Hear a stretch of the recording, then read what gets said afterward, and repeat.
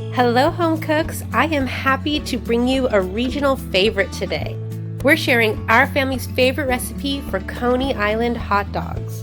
Have you ever had a Coney Island hot dog? If you have, leave me a comment below and let me know where you're from or where you've had it. I grew up in California and I had never even heard of them until I met my husband. Coney Island dogs originated in Michigan by Greek immigrants in the early 20th century, and their popularity spread to surrounding areas and states, including Cumberland, Maryland, which is where my husband's family used to have them. It consists of a finely ground, all-meat, chili-type sauce, but with no beans, and it's classically topped with mustard and onions. Originally, people used to use the beef heart to create this thick meat sauce. Today, a lot of people will still use cheap hot dogs to create the same sort of a flavor, but we like to use good quality all beef hot dogs for ours. This recipe has been through a lot of trial and error. There are a lot of different styles of Coney Island dogs, but this is our family's favorite. It has an amazing flavor, and my in-laws say they taste just like the ones they remember. So whether you're ready to take a walk down memory lane or try something new, stick around. I'm going to show you how we make our Coney Island hot dogs. We'll start by finely chopping half of a large yellow onion in the food processor.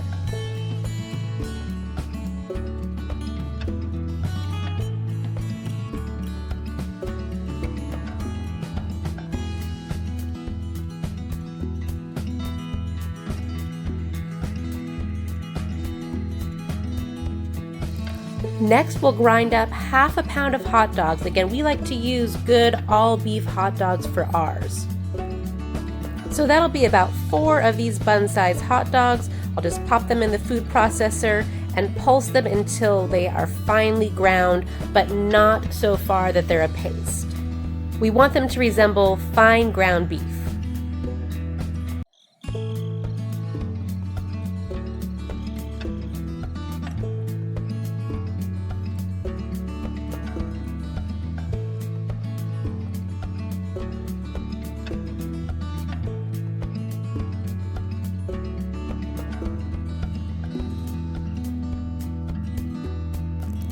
That's what we're looking for right there, if you can see that texture.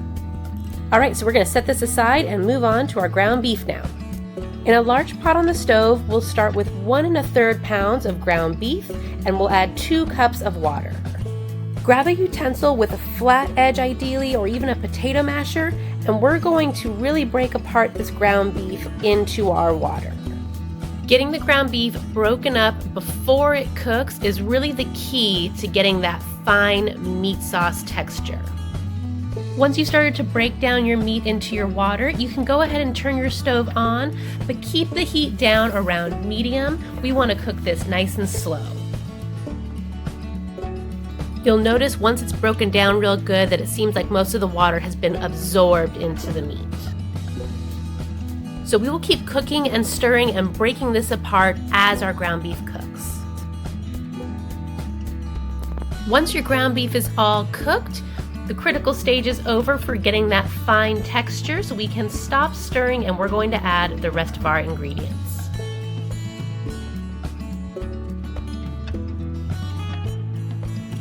So we'll add in our ground hot dogs,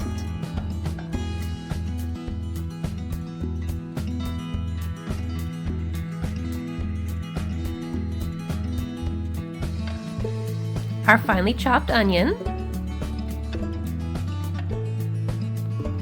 1 teaspoon of seasoning salt, 2 teaspoons of minced garlic,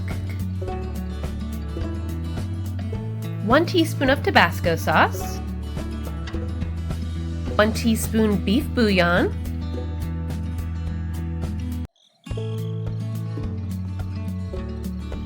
1 tablespoon of paprika, 2 1/2 tablespoons of chili powder, 1/2 tablespoon of yellow mustard,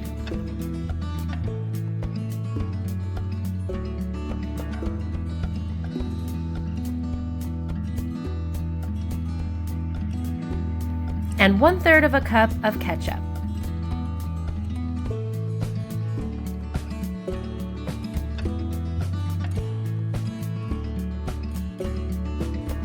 We'll stir this up to combine, and then all that's left to do is let this simmer away for a while and get all happy together.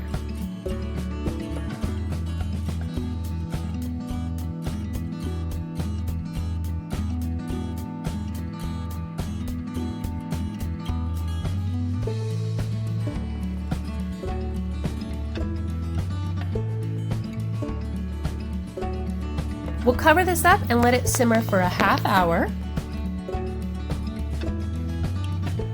Then we'll remove the lid, give it another stir, and we'll let it continue simmering for another hour or so until it reaches your desired consistency.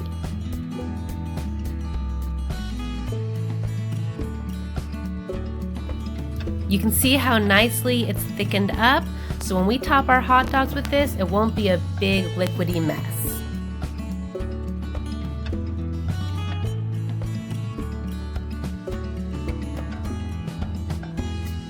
It may still be a bit of a mess, but it's going to be a big, meaty, delicious one.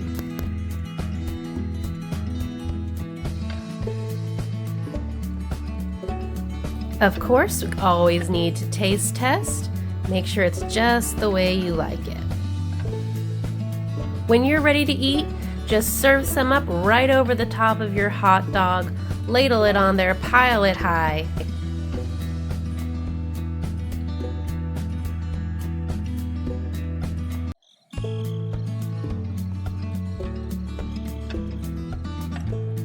And we'll top that with some yellow mustard and a bit of chopped onions.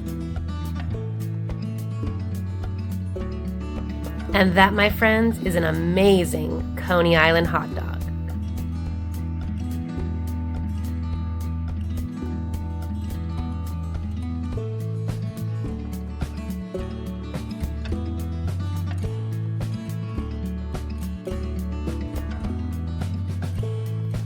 If you are excited to try our absolute favorite Coney Island hot dog recipe, hit that like button below. Are you subscribed to our channel yet? Make sure you hit the subscribe button to stay with us on all of our fun recipe videos we're doing.